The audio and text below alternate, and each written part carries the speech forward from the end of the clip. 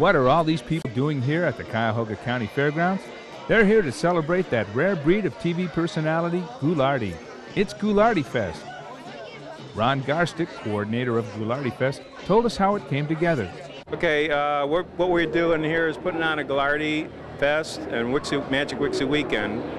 I do printing for Fox 8, and at the beginning of the year, people were calling for Ghoulardi shirts, mainly because Drew Carey was wearing them, and they wanted for Christmas presents. So I started doing the shirts, but then Ernie died in February or March of this year, and everybody in Akron Beacon Journal asked Big Chuck if he would be willing to put on a Ghoulardi convention. But as you can see, this is the first time, and I mean I couldn't, and this has only been going on for 4 hours now, 5 hours.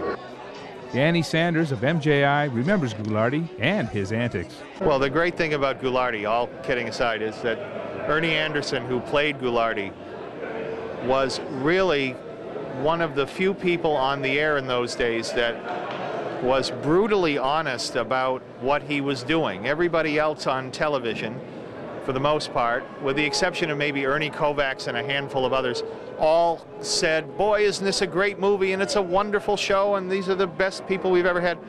He would come on in that little beard and that wig, and he would say, you know, this is the worst movie I've ever seen.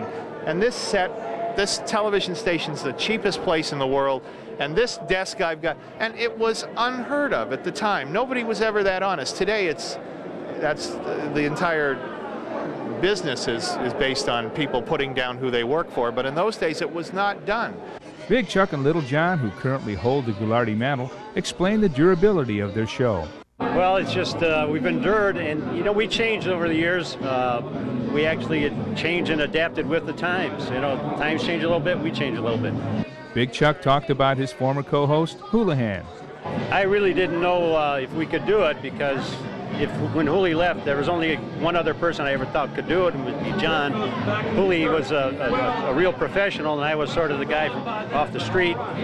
And when John came along, we had two non-professionals up there doing it, but we sort of adapted. We changed our format a little bit, and it worked out. You got two guys off the street now. Dick Goddard, Fox 8 weatherman and Ghoulardi performer, told us how he felt about Ghoulardi Fest.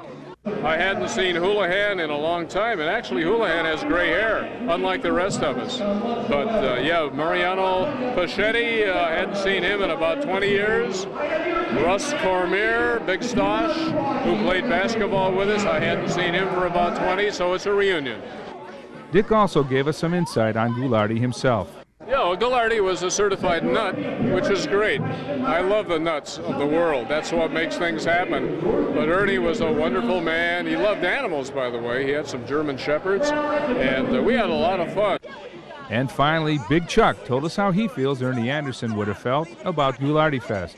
I had to convince him, and he said, well, he doesn't understand it, but he pretended he didn't care, you know, but I could tell him he would have loved this. I'm sure wherever he is, he's smiling. All I know is he must be smiling from somewhere, because we have a gorgeous day here, and this is the middle of October. So you know, in the middle of October in Cleveland, you can have anything. And we're going to have two perfect days for a guy that really did a lot for Cleveland.